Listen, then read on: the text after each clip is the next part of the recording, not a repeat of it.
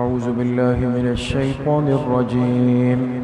بسم الله الرحمن الرحيم.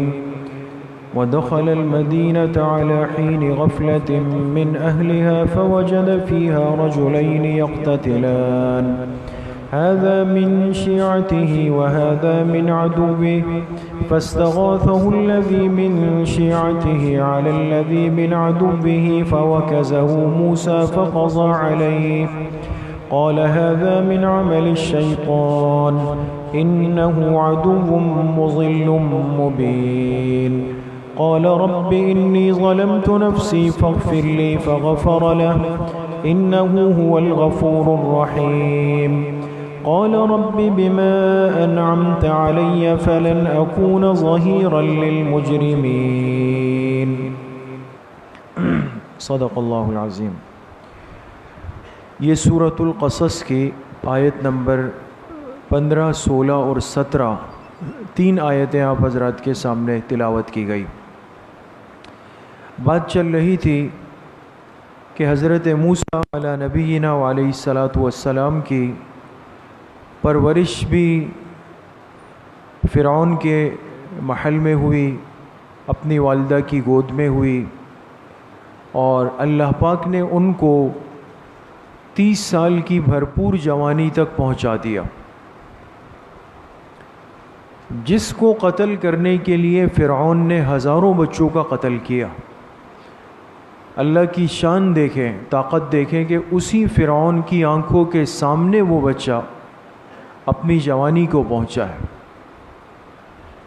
جب یہ اپنی جوانی کو پہنچ گئے، 30 سال کی عمر ہے، تو انہی دنوں میں ایک عجیب و غریب واقعہ پیش آیا، اور اس واقعے میں حضرت موسیٰ علیہ السلام کا ایک کردار تھا. یہ اس میں ایک شریک تھے. اس وجہ سے اس واقعے کو غور سے سننا اور سمجھنا ضروری ہے. اور پھر یہ کہ اس کے پیش آنے کے بعد موسیٰ علیہ السلام کی جو کیفیت تھی وہ کیا تھی. اس سے سمجھ میں آتا ہے کہ جو اللہ کے مقربین ہوتے ہیں، خواص ہوتے ہیں، ان سے اگر معمولی سا عمل بھی ہو جائے تو وہ اس کو بہت بڑا سمجھتے ہیں. کسی جرم نہ ہونے کو بھی اپنے حق میں بہت بڑا جرم تصور کرتے ہیں. یہ اللہ کے مقربین کی علامت ہوتی ہے. ان آیات کا ترجمہ ہے وَدَخَلَ الْمَدِينَةَ عَلَى حِينِ غَفْلَةٍ مِّنْ أَهْلِهَا. موسیٰ علیہ السلام شہر میں داخل ہوئے ایسے وقت میں کہ جب شہر والے سو رہے تھے، آرام کر رہے تھے. فوجد فیہا، تو موسیٰ علیہ السلام نے دیکھا کہ بیچ شہر میں رجلین یقتتلان، 2 آدمی آپس میں لڑ رہے ہیں، ایک دوسرے کو مار رہے ہیں. ھذا من شیعتہ وھذا من عدوہ. دیکھا تو ایک جو اس میں سے آدمی تھا وہ تو موسیٰ علیہ السلام کی قوم میں سے تھا، یعنی بنی اسرائیلی تھا. وَھذا مِنْ عَدُوٍّ، اور دیکھا جو دوسرا بندہ تھا وہ ان کی دشمن کی یعنی فرعونیوں میں سے تھا، اس کے خاندان میں سے تھا. فَاسْتَغَاثَهُ الَّذِي مِنْ شِيعَتِهِ. جب موسیٰ علیہ السلام پہ نظر پڑی تو جو ان کی قوم کا شخص تھا اور جس کو مار پڑ رہی تھی، اس نے فوراً موسیٰ علیہ السلام کو مدد کے لیے آواز دی کہ خدا کے لیے آئیں اور مجھے اس ظالم سے بچائیں. علی الذی من عدوہ، اس دشمن کے مقابلے میں ان کو مدد کے لیے پکارا، آئے. موسیٰ علیہ السلام جب گئے فوکزہ موسیٰ. اب جانے کے بعد 2 آدمی الجھ رہے ہیں، ایک آپ کا ساتھی ہے، ایک دوسرا ہے. تو انصاف کا تقاضا تو یہ ہے کہ آپ کیا کریں گے، دونوں کو چھڑائیں گے. یہ تو نہیں ہے کہ جا کے دوسرے پہ ٹوٹ پڑیں گے. یہ تو نادانی اور جہالت ہوا کرتی ہے یا عصبیت ہوا کرتی ہے. تو موسیٰ علیہ السلام نے جا کر، مفسرین نے لکھا ہے کہ پہلے جس فرعونی نے بنی اسرائیلی کو پکڑا ہوا تھا، اس کو مار رہا تھا، تو اس کا ہاتھ پکڑا، اس سے کہا دیکھو ایسا نہیں کرو. اس کو چھڑانے کی پوری کوشش کی، لیکن وہ فرعونی تو فرعونی تھا، ظالم تھا، وہ اس مجبور اور لاچار کو کسی طریقے سے چھوڑنے پر راضی نہیں ہوا۔ موسیٰ علیہ السلام کے سمجھانے بجھانے کے بعد بھی آمادہ نہیں ہوا۔ جب نہیں ہوا تو فَوَكَزَهُ موسیٰ، تو اب موسیٰ علیہ السلام نے اس کو تنبیہ کرنے کے لیے، جدا کرنے کے لیے ایک مکہ رسید کر دیا۔ مکہ جانتے ہیں نا، مکہ مار دیا اس کو۔ لیکن ظاہر سی بات ہے کہ ایک عام آدمی کا مکہ ہے، ایک پیغمبر کا مکہ ہے، جس میں ایک روایت کے مطابق 40 انسانوں کی طاقت ہے۔ جب موسیٰ علیہ السلام کا مکہ پڑا تو فقضا علیہ، اس فرعونی کا کام تمام کر دیا۔ وہ تو ایک مکے کی مار تھی، وہ وہیں ڈھیر ہو گیا، ختم۔ اب موسیٰ علیہ السلام تو اس کو کوئی مارنا نہیں چاہتے تھے کہ اس کی جان چلی جائے، مقصد تو چھوڑانا تھا۔ لیکن جب یہ ہوا تو فوراً ندامت کا احساس ہوا کہ یہ تو بڑی گڑبڑ ہو گئی، غلط ہو گیا۔ حالانکہ اس چیز کو ذہن میں رکھیں کہ یہ عمدن نہیں تھا، جان بوجھ کر نہیں تھا، خطأً تھا۔ جیسے آپ کسی کو چھڑا رہے ہوں اور اس چھڑانے میں وہ گر جائے یا کچھ ہو جائے۔ لیکن موسیٰ علیہ السلام نے جب یہ دیکھا، قال، تو فوراً کہا، ھذا من عمل الشیطان، یہ تو شیطان کا عمل ہے، یہ تو شیطان کا عمل ہے۔ اب اس جملے کا کیا مطلب ہے، یہ بات آپ کے سامنے آئے گی۔ پھر فرمایا، انہ عدو مضل مبین، اور بے شک شیطان ایسا دشمن ہے جو واضح طور پہ گمراہ کرنے والا ہے۔ پھر قال، موسیٰ علیہ السلام اللہ پاک کی طرف متوجہ ہوئے، کہا، رب انی ظلمت نفسی، اے اللہ میں نے اپنی جان پہ ظلم کر لیا۔ یہ ہے مقربین، محبوبین، میں نے اپنی جان پہ ظلم کر لیا، فاغفر لی، مجھے معاف کر دیجئے۔ فغفر لہ، اللہ پاک نے معاف کر دیا۔ انہ هو الغفور الرحیم، بے شک اللہ تعالیٰ معاف کرنے والے، رحم کرنے والے۔ قال رب بما انعمت علی، پھر موسیٰ علیہ السلام نے کہا، اے میرے رب، جیسا کہ آپ نے مجھ پر اتنے انعامات کیے کہ بچپن سے لے کر 30 سال کی عمر تک مجھے محفوظ رکھا، میری حفاظت کی، اور میں اتنی شاہانہ زندگی میں بڑا ہوا، آپ کے اتنے انعامات مجھ پر ہوئے، فلن اکون ظہیرا للمجرمین، میں کبھی بھی مجرمین کا مددگار نہیں بنوں گا، یہ میرا آپ سے وعدہ ہے، کبھی کسی مجرم اور ظالم کا مددگار میں نہیں بنوں گا۔ یہ ہے واقعہ۔ اب آپ کے سامنے کچھ ترجمے سے وضاحت تو ہو گئی کہ یہ حادثہ پیش آیا۔ موسیٰ علیہ السلام کسی کام سے مصر سے باہر نکلے تھے، اور جب اس کام سے فارغ ہوئے تو اپنے شہر میں داخل ہوئے۔ اب داخل ایسے وقت میں ہوئے، قرآن کریم کہہ رہا ہے کہ علی حین غفلۃ من اہلہا، جبکہ شہر والے سب نیند میں تھے۔ اس سے مراد رات نہیں ہے دوست، یہ دوپہر میں قیلولے کا وقت تھا۔ دوپہر میں جب ہوتا ہے نا، دوپہر میں قیلولہ سنت ہے، آپ حضرات بھی جانتے ہیں۔ اب فطری زندگی میں تو دوپہر کا آرام ہے، یہ تو ہماری شہری زندگی ساری الٹ ہو گئی ہے نا، بگڑ گئی ہے۔ ہم 12 بجے تو اٹھتے ہیں اور 1 بجے دکان جاتے ہیں، یہ قیلولے کا وقت ہے دوستو، جو ہمارے دن کا آغاز ہوتا ہے۔ فطری زندگی میں قیلولہ ہے، سنت ہے، اور وہ سنت ہے، علماء نے لکھا ہے کہ حضور علیہ السلام نے اس کی بہت پابندی فرمائی، اس لیے بڑے بڑے اللہ والے، اہل اللہ، اکابر، 1 منٹ بھی مل جائے قیلولہ ضرور کرتے ہیں، یہ افضل سنت ہے۔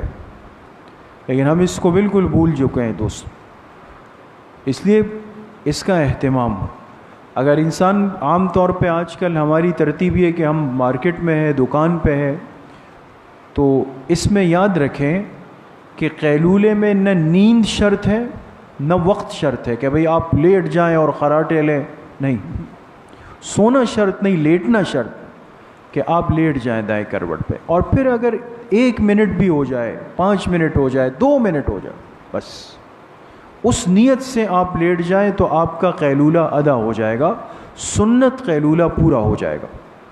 اور یہ طبی اعتبار سے بھی، جو انسان رات وقت پہ سوئے اور دن میں قیلولہ کرے، تو آج کی میڈیکل سائنس بھی کہتی ہے کہ طبی طور پہ یہ آدمی اس صحت کے اعتبار سے تندرست رہتا ہے، اور ہم قیلولہ ہے نہیں اور رات تاخیر سے سوتے ہیں، سارا جسمانی نظام الٹ ہو جاتا ہے بالکل۔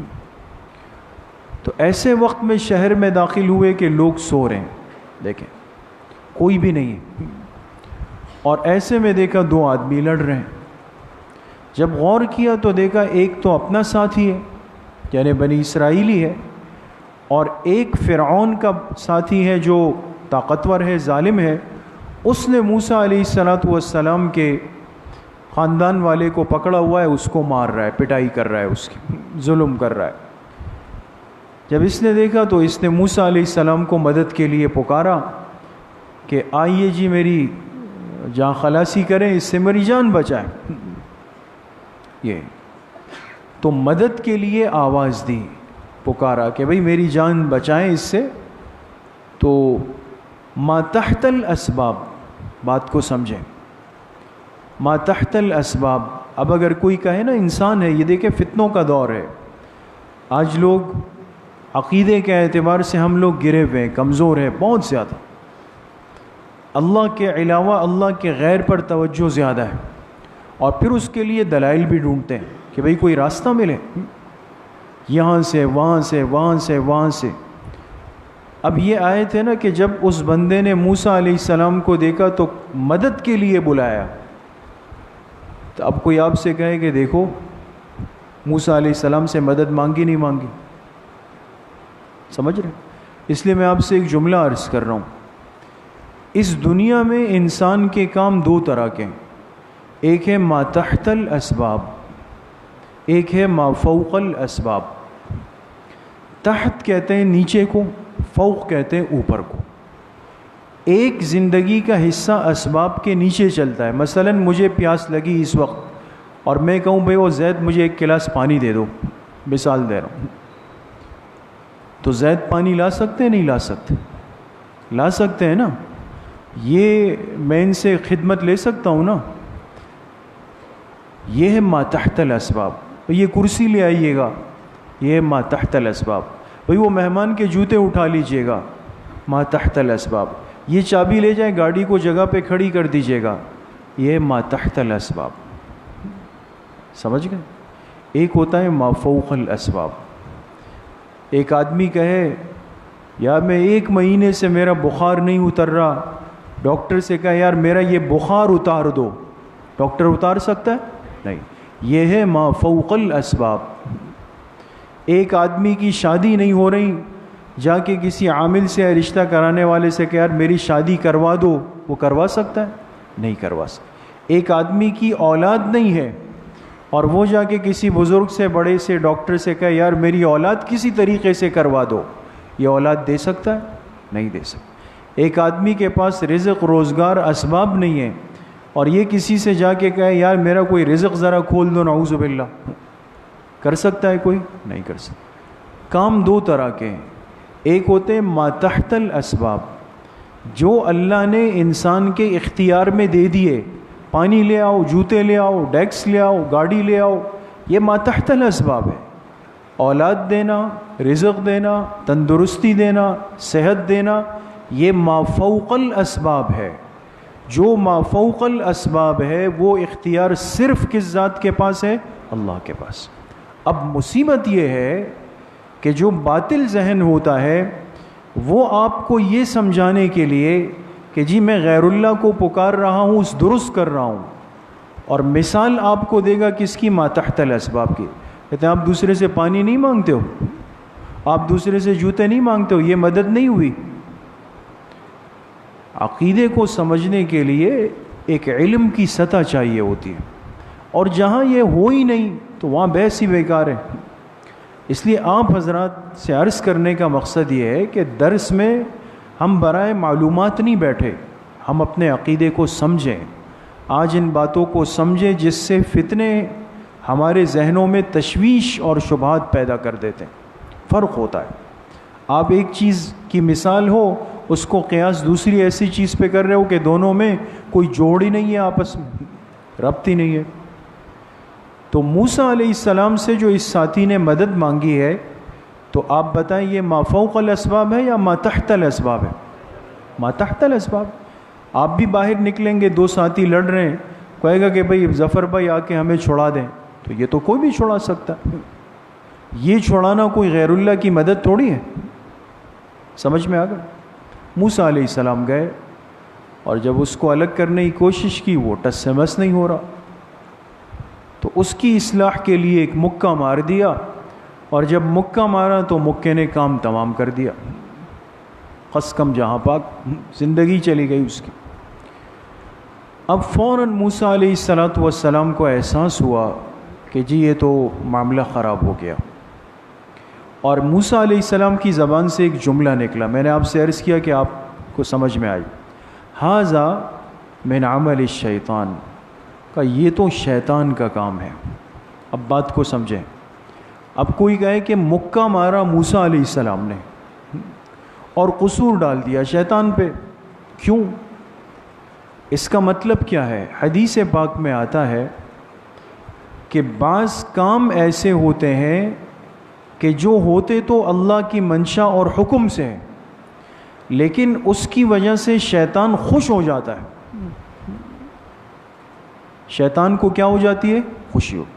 اب یہ موسیٰ علیہ السلام کا مکہ جان بوجھ کر نہیں تھا، اس کی موت موسیٰ علیہ السلام نے جان بوجھ کر نہیں کی، ایک خطأً ہو گیا، اصلاحاً ہو گیا، لیکن یہ دیکھ کر کہ بھئی ایک بندہ مر گیا، اب فتنہ اٹھے گا، فرعون تک بات جائے گی، مسئلہ خراب ہوگا، موسیٰ علیہ السلام کو بلایا جائے گا، یہ وہ باتیں تھی جس سے شیطان کیا ہو رہا تھا؟ خوش ہو رہا تھا۔ اس لیے میں آپ سے عرض کروں، ایک حدیث میں آتا ہے، ہماری تمام حدیث کی کتابوں میں، کہ جناب نبی کریم صلی اللہ علیہ وسلم نے فرمایا، اگر کسی بندے کو نماز میں نکسیر پھوٹ جائے، نکسیر ناک پھوٹ جائے، یا کسی عورت کو دوران نماز حیض شروع ہو جائے، حیض کا خون، ناپاکی کا خون، تو آپ مسئلہ تو آپ جانتے ہیں کہ دوران نماز اگر خون بہنے لگے تو وضو ہے یا ٹوٹ گیا؟ ٹوٹ گیا نا، وضو ٹوٹا، نماز ٹوٹ گئی۔ عورت پاکی کی حالت میں نماز شروع کر دی، اور ایک رکعت ہوئی تھی کہ دوران نماز محسوس ہوا کہ جی مجھے ناپاکی شروع ہو گئی ہے، تو نماز ہے یا ٹوٹ گئی؟ ٹوٹ گئی۔ اب دیکھیں، نکسیر پھوٹنے میں اس آدمی کا کوئی اختیار نہیں، اور حیض کے آنے میں عورت کا کوئی اختیار نہیں، لیکن آپ علیہ السلام نے فرمایا جب ایسا ہوتا ہے تو شیطان خوش ہو جاتا ہے۔ اب شیطان کیوں خوش ہوا دوستو؟ کہ اس کی نماز خراب ہو گئی۔ اس کو خوشی اس چیز کی ہے کہ چلو عورت نے ایک رکعت پڑھی تھی، اس کو پورا کرنے کا موقع نہیں ملا، خوش ہو۔ اس بندے نے جماعت سے نماز شروع کی تھی، نکسیر پھوٹ گئی، اب جا کے وضو بنائے گا، جب آئے گا تو جماعت کا کچھ نہ کچھ حصہ نکل چکا ہوگا نا، یہ خوش ہو جاتا ہے۔ یہ ہے اس کا مطلب۔ تو حضرت موسیٰ علیہ السلام نے فرمایا کہ یہ تو شیطان کا عمل ہے، اے اللہ میرا اس میں کوئی قصور نہیں، لیکن جو بڑے ہوتے ہیں وہ ان باتوں کو بھی اپنے لیے قصور سمجھتے ہیں، فوراً اللہ کی طرف متوجہ ہو گئے، فرمایا اللہ میں نے اپنی جان پہ ظلم کر لیا، مجھے بخش دیجئے۔ اللہ پاک کی طرف سے پیغام آ گیا، فغفر لہ، اسی وقت ہی بخش دیا گیا اور معافی دے دی گئی۔ یہ بڑے لوگوں کی پہچان ہوتی ہے۔ آج ہم بڑے بڑے قصور کر کے بھی ڈٹے ہوئے ہوتے ہیں، بڑے بڑے حقوق مار کے بھی اڑے ہوئے ہوتے ہیں، کسی پر ظلم زیادتی کر کے بھی اپنے آپ کو حق پہ سمجھ رہے ہوتے ہیں۔ رہی ہے یہ مزاج آج ہمارے اندر آئے، کسی سے پیر لگ گیا، ہاتھ لگ گیا، بائک لگ گئی، گاڑی لگ گئی، کوئی تھوڑا سا بھی وہ ہو گیا، مہذب معاشرے میں جو اللہ کے پیغمبر امت کو دے کے گئے ہیں، اس انسانی مہذب معاشرے میں یہ ہے کہ انسان اعتراف قصور کر کے فوراً معافی مانگو۔ یہ اخلاق پیغمبر ہے۔ اصل تو یہ ہے نا، ماہ ربیع الاول کی اصل خوشی تو یہ ہے کہ آج میرے اندر وہ اخلاق اور کردار پیدا ہو جائے کہ جس سے واقعی ایک مدنی معاشرہ وجود میں آ رہا ہو۔ لیکن آج مزاج نہیں بدلتا، اخلاق نہیں بدلتے، وہ بگاڑ ہمارے اندر ہے، بس ظاہری طور پہ ادھر ادھر ہو کر ہم کہتے ہیں جی سب کچھ ہو گیا۔ اس لیے اپنے ان صفات اخلاق پر محنت کی ضرورت ہے۔ اللہ پاک مجھے بھی آپ سب کو صحیح عمل کی توفیق نصیب فرمائے۔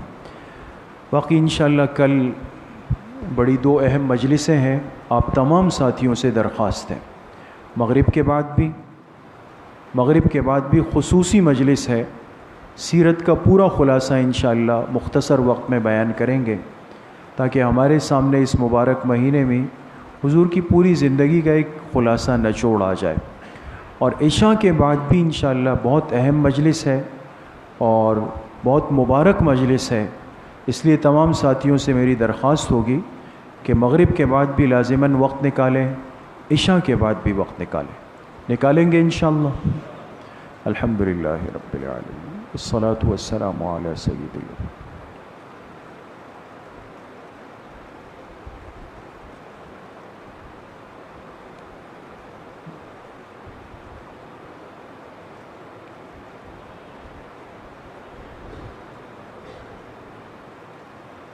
وصلی اللہ وسلم علی نبینا محمد وآلہ واصحابہ اجمعین برحمتہ۔